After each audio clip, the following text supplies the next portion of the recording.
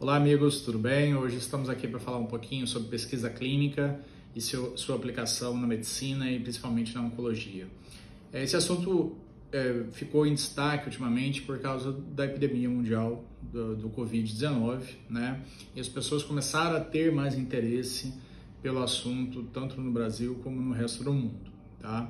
A pesquisa clínica que a gente vai falar hoje são os tipos de estudos clínicos intervencionistas. Você tem uma série de outros estudos observacionais, epidemiológicos, que aqui não serão fonte da nossa apresentação. Quando a gente pensa em pesquisa clínica, é importante a gente ter em mente que existem, para cada molécula que é pesquisada, para cada 10 mil moléculas que são pesquisadas, você tem apenas uma que ao longo de todo o processo vai virar uma droga, um fármaco, que é vendido comercialmente nas farmácias como vocês o conhecem. Ou seja, é um processo longo, custoso, e por mais que exista um racional biológico e farmacodinâmico, não necessariamente essa molécula consegue o registro de medicação. Por isso que é importante a pesquisa clínica, por isso que ela é um processo muito lento, demorado e custoso, tá? Então, quando você tem uma nova molécula que é aspirante à medicação, ela tem que passar por 4 fases de estudos clínicos, a saber, os estudos clínicos intervencionais, fase 1, 2, 3 e 4.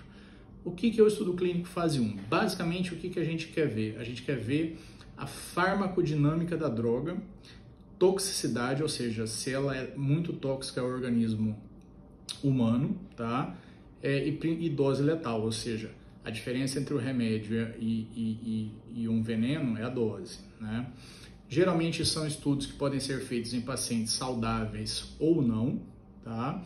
E essas medicações, elas são testadas em tudo. Sua via de absorção, se essa via é venosa ou oral, pico plasmático da droga, se ela atravessa a barreira hematocefálica, que é uma barreira que envolve o cérebro, ou seja, se essa medicação tem o potencial de causar efeitos colaterais no cérebro ou até mesmo ter uma atividade cerebral.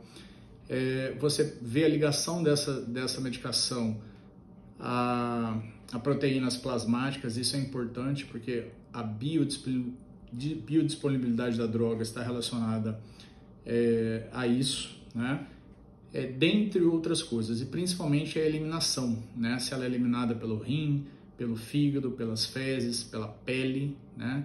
E qual grupo de enzimas hepáticas ou outra região ela é metabolizada. Então, são basicamente dados da farmacodinâmica dessa medicação, dessa molécula, e dose de segurança. E claro, você avalia também os efeitos colaterais. Isso é feito geralmente em dezenas de pacientes. São estudos bem mais simples, mas extremamente importantes para a avaliação da eficácia. Quando a gente fala de estudos clínicos fase 2, na verdade, você quer ver se essa droga, se essa medicação, ela tem eficácia. Então, você já pega um grupo de pacientes maior, geralmente em torno de dezenas a centenas de pacientes, onde você vai aplicar novamente a medicação e avaliar se ela é eficaz para aquela doença. Exemplo, câncer de próstata, onde está se testando uma nova droga com racional biológico para funcionar naquela doença num cenário específico, seja um câncer de próstata metastático, resistente à castração ou não, por exemplo. Além de avaliar se ela é eficaz, nós reavaliamos os efeitos colaterais que podem não ter sido vistos no estudo fase 1 com um grupo menor de pacientes. Então isso é extremamente importante. Feitos os estudos de fase 1 e fase 2, e a droga mostrando ser promissora, nós vamos para os estudos de fase 3, que geralmente são estudos randomizados, controlados por placebo e multicêntricos, né? Ou seja, feito em vários centros. Não necessariamente precisa ser multicêntrico, mas geralmente ele é randomizado e placebo controlado. E aí sim é a prova definitiva para você ter um nível de evidência que essa medicação é eficaz. Os pacientes que participam dos estudos fase 3, você está avaliando novamente a eficácia da droga nesse grupo de pacientes. Muitas vezes, em oncologia e em várias áreas da medicina, no estudo fase 2 ela se mostra eficaz, mas no estudo fase 3, quando você amplia o número de pacientes com diversas etnias, por exemplo, asiáticos, negros, caucasianos, populações extremamente miscigenadas como a brasileira, por exemplo, essa droga, essa eficácia não se comprova.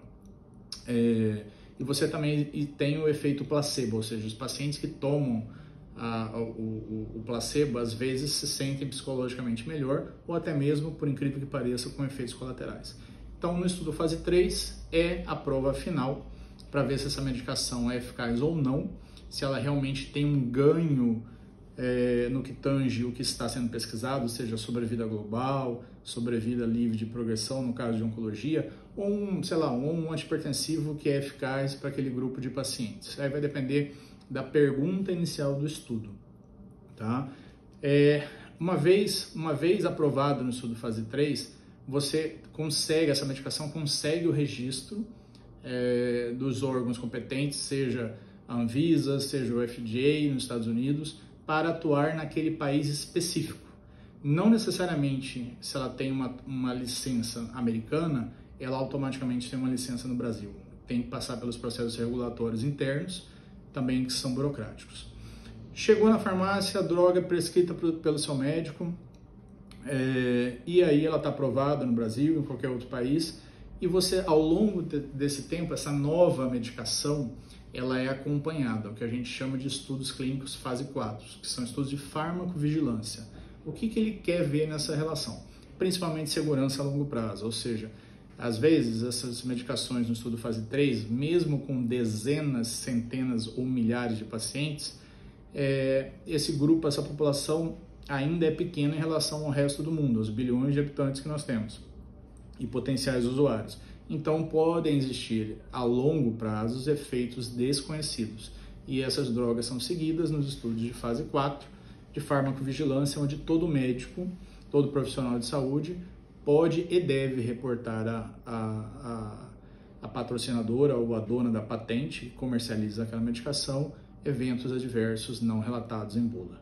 Basicamente é isso que eu tinha para falar, para vocês terem uma ideia de quão complexa é a pesquisa clínica e como nós estamos avançando no Brasil, cada vez mais conseguindo oferecer estudos clínicos, o que diminui muito custo para o poder público, que aumenta a chance de tratamento dos pacientes, você dá acesso e, obviamente, nós estamos discutindo também custo-efetividade. É isso, um grande abraço a todos.